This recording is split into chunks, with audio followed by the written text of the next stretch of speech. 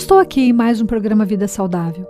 Continuo com o livro de Kafka para sobrecarregados, porque ele tem pílulas assim maravilhosas que podem nos ajudar a enfrentar, todos aqueles desafios e a nos superarmos, cada vez mais, com muita alegria, com muita garra, muita vivacidade e com essa luz, que nos irradia, queima tudo aquilo que tem de ruim, faz brilhar aquilo que a gente tem de bom e, consequentemente, pode fazer também todo esse brilho na nossa família, na nossa sociedade, onde quer que a gente vá. Brilhe, você tem todos os recursos necessários para brilhar. Então, brilhe cada vez mais forte e, principalmente, ou começando, pela sua vida. Então, vamos dar início a mais uma pílula. O amor não apresenta mais problemas que um veículo qualquer. Os problemas estão no motorista, nos passageiros e na rua. Gente, interessante essa frase, e é legal também que tem um livro que ele compara a nossa atitude, o nosso jeito de ser, a nossa vida mesmo, o que está acontecendo conosco, com a tua relação com o carro. Diz que aquilo que quebra no carro é aquilo que tem a ver contigo. Sabe aquela pessoa que corre muito, quer dizer, igual eu, Todo mundo, só de falar, acho que vocês já imaginam, que eu sou aquela pessoa que corro muito, E o que mais estraga no meu carro? O freio. Eu tô sempre, sempre acelerando e daí piso. Quando é pra parar, daí eu paro de forma brusca. É brincadeira, O quanto que o freio do meu carro acaba se desgastando. Por quê? Porque eu não consigo, ou preciso ter mais equilíbrio na hora de avançar e na hora de parar. Então eu preciso sim, dessa harmonia. O que tem estragado no teu carro, com certeza, tem a ver com a tua verdadeira essência. Para e pensa, o que meu carro está falando da minha verdadeira essência? Então, estar apaixonado é uma sensação bela, profunda e, ao mesmo tempo, vertiginosa. De repente, a pessoa enamorada perde o rumo da sua vida. E talvez seja mesmo esta a função do amor, nos ajudar a nos libertar da realidade demasiadamente cinza e monótona da vida. Em suas cartas a Milena, Kafka se aprofundou de uma maneira extraordinária no sonho que vive o ser apaixonado. E, no entanto, eu mentiria se dissesse que sinto falta da senhora. É o feitiço mais perfeito e mais doloroso. A senhora está aqui, tal como eu, e ainda com mais intensidade. Ali onde eu estou, está a senhora, como eu, e ainda com mais intensidade. Não estou brincando. Às vezes imagino que a senhora, que está aqui, sente falta da minha presença e pergunta: mas onde está? Por acaso não escrevia dizendo que estava em Merano? O dia é tão curto, transcorre e termina com a senhora, e fora da senhora há somente umas poucas insignificâncias. Quase não me sobra tempo para escrever a verdadeira Milena, porque a Milena, ainda mais verdadeira, esteve aqui o dia todo, no quarto, na sacada, nas nuvens. É legal, quando fala, escrevi, estive com a verdadeira Milena. Eu acho que a verdadeira Milena tem a ver com aquilo que está introjetado mesmo dentro de nós. Todo mundo, gente, se a gente fosse pensar de forma fria, é como se fosse um objeto. E aquele objeto ele vai ter o sentido ou o valor que eu der para ele. Inclusive, no momento, estávamos discutindo, acho que no workshop, sobre o valor das coisas, o quanto isso é individual, o quanto que uma coisa aparentemente horrível, ela pode ser maravilhosa, e o quanto que uma coisa maravilhosa pode ser horrível. E aí, como simbologia, eu peguei uma faca, e aí eu perguntava para as pessoas, o que representa para você essa faca? Umas pessoas diziam assim, nossa, é morte. A outra falava assim, não, isso é vida, porque através da faca eu consigo preparar os alimentos para fazer minha comida. E cada um foi dando um significado e um sentido. Então é isso que acontece conosco. Acontece com nossos bens materiais, acontece com a nossa família, acontece com tudo. Principalmente até mesmo com o nosso, com a pessoa que a gente ama. Como eu tenho visto essa pessoa? Será que eu estou olhando as coisas boas dela? Eu estou potencializando tudo isso ou não? O que eu tenho feito? Olhe para o outro, gente. Por isso que às vezes a pessoa está ali no casamento e termina, acha o marido o pior homem que existe na face da terra e termina de que jeito todo horroroso. E aí, de repente, ela vê o marido dela com outra pessoa e outra pessoa fala, nossa, é completamente diferente a minha versão sobre essa pessoa. Por quê? Porque cada objeto vai ter o valor que você der para ele. Então, cuidado, de novo eu deixo aqui o recado para vocês. Cuidado com o que vocês pensam, com o que vocês falam, com o que vocês escutam. Potencialize no outro o que ele tem de melhor e não o que tem de pior. É igual o teu carro, sabe? Você cuida tanto do teu carro, tanto do teu automóvel. Cuide também de você mesmo e cuide do seu relacionamento. Afinal de contas, se eu andar com um carro, querer andar com um carro sem o óleo, ele vai fundir o motor. E você? Por que você leva uma relação sem investir nela, sem trocar o óleo da relação? Você não está parando para perceber que vai falir essa relação? O que você está fazendo com a tua vida é o mesmo que você faz com o teu carro. E o cuidado que você tem com o teu carro, cara, você tem que ter muito, muito, muito, muito mais com a sua vida, com os teus relacionamentos, com a tua profissão e assim por diante. Outra pílula, né, maravilhosa? Não se deve negar a ninguém o que lhe cabe, nem ao mundo a sua vitória. Um dos maiores sinais de maturidade espiritual é saber reconhecer o mérito dos outros, esquecendo-nos por um momento de nossos dons e de nossa própria necessidade de atenção. Os grandes líderes, seja de um time ou de uma empresa, são aqueles que sabem fazer com que as outras pessoas se sintam importantes. E isso acontece porque chefes assim não sentem sua posição ameaçada pelo fato de as pessoas à sua volta também fazerem um bom trabalho. Gente, eu me lembro, né, de quando eu desenvolvia, desde muito pequena, né, os trabalhos na igreja, e o quanto, graças a Deus, eu sempre tive facilidade, né, para agregar pessoas, né, nos meus projetos, porque eu ia com o coração, eu ia com aquele desejo maior de missão, e eu sabia do meu valor, mas eu sabia também do valor das pessoas. Eu nunca quis, sabe, dominar tudo, muito pelo contrário, as pessoas chegavam, eu valorizava, olha, você quer fazer isso, quer fazer aquilo, eu via que a pessoa era boa, olha, eu vou te capacitar para você coordenar. Eu vou estar aqui apenas, mas eu não tenho, não, vou estar aqui te dando apoio, mas você é capaz, você não sei o que, gente, por isso as coisas cresciam. Eu nunca tive medo de perder cargo. Pare e pensa, se o teu grupo na comunidade não está se desenvolvendo, o que você está fazendo? Se o teu grupo ali dentro da empresa não está se desenvolvendo, o que você está deixando de fazer? Será que você está ali, sabe, com medo de tudo e de todos? Faça parceria, sabe? Não tenha medo, não se sinta ameaçado pelo outro, não. Coisa boa, gente, atrai coisa boa. E aí também, né, o verdadeiro líder, ele sabe identificar o talento alheio e elogiar publicamente o seu valor. Ele não vê a organização como uma competição de egos, mas como uma soma de capacidades para chegar a um objetivo comum. Provocam e instigam os seus colaboradores para que as ideias fluam livremente. Então esse conjunto de atitudes também é muito útil para uma boa relação com os pais, os filhos, o companheiro ou os amigos. Reconhecer o que os outros têm de positivo, em vez de enfatizar os seus defeitos, é o segredo de bons relacionamentos. O quanto que as famílias se perdem, o quanto que elas perdem, né, o desenvolvimento saudável do outro, quando elas têm a mania, a tendência tão ruim e negativa de criticar o outro por maior besteira que o outro tenha feito. Não é disso que você tem que falar. Você tem que olhar dentro dessa lama de coisas ruins que o outro fez. Busque, porque ele também fez ou tem coisas maravilhosas. Busque, e é justamente isso que você vai ressaltar nele. Quantos pais às vezes chegam no consultório falando do quanto os filhos diminuem eles, ou até mesmo a esposa, e o filho não sabe que falando daquele jeito só está piorando a situação. Tenha caridade com o outro. Olhe para o outro com olhares de humano, né, com olhar de humanidade, e pense, o jeito dele é o jeito certo, eu vou apenas amá-lo, eu vou reconhecer o que ele tem de bom para ele poder melhorar, e não pelo contrário, vou detonar essa pessoa que eu não vou ajudar nada.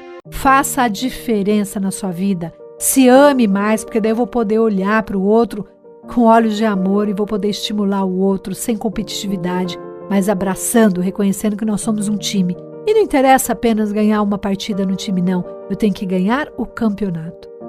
Outra pílula. Um quadro de minha existência mostraria uma inútil estaca de madeira coberta de neve, cravada numa escura noite de inverno, inclinada e sem muita firmeza, num campo lavrado à beira de uma imensa planície. Então, geralmente, a solidão é vista de forma negativa, porque muitos a identificam com vazio espiritual ou com infelicidade. No entanto, é graças a ela que grandes artistas puderam criar obras e que pensadores encontraram novas ideias para tornar o mundo melhor. Até para servir aos demais é preciso saber estar só. De fato, a solidão nos permite conhecer a nós mesmos. E as pessoas que sabem desfrutar desse estado aproveitam melhor uma companhia quando ela chega. Por estarem mais descansadas do contato social, envolve-se muito mais na amizade. Portanto, não há por que ter medo de ser, de vez em quando, uma estaca solitária cravada numa imensa planície, como Kafka descrevia seu recolhimento, já que desse modo aprendemos a ter uma perspectiva mais ampla do mundo. Só quem é capaz de prescindir de companhia pode viver o contato com os outros sem apegos nem emoções nocivas. Gente, antes de eu querer ser um nós, eu tenho que ser um eu. Antes de eu querer a companhia de outra pessoa, eu tenho que adorar a minha companhia. Antes de eu querer entender o outro, eu tenho que me entender. Antes de eu querer ressaltar os pontos fortes do outro, eu tenho que saber quais são os meus. Antes de eu querer apontar quais são os pontos de melhoria no outro, Eu tenho que ver quais são meus próprios pontos de melhoria.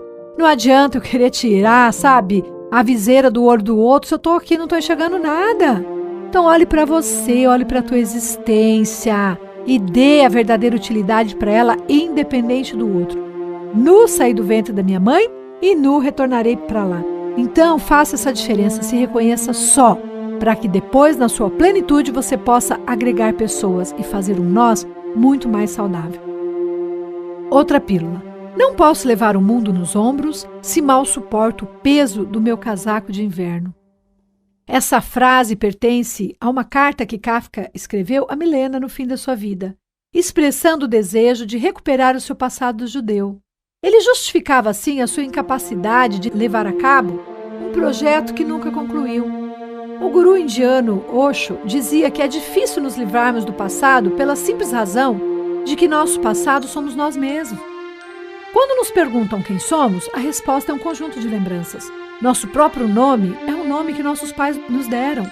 Para nos livrarmos do passado, é preciso olhar para frente e decidir que um determinado fato, mesmo que tenha acontecido, nada tem a ver com o que somos agora.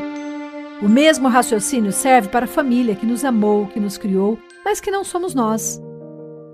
O filósofo Alan Watts afirma que é o presente que determina o passado e não o contrário.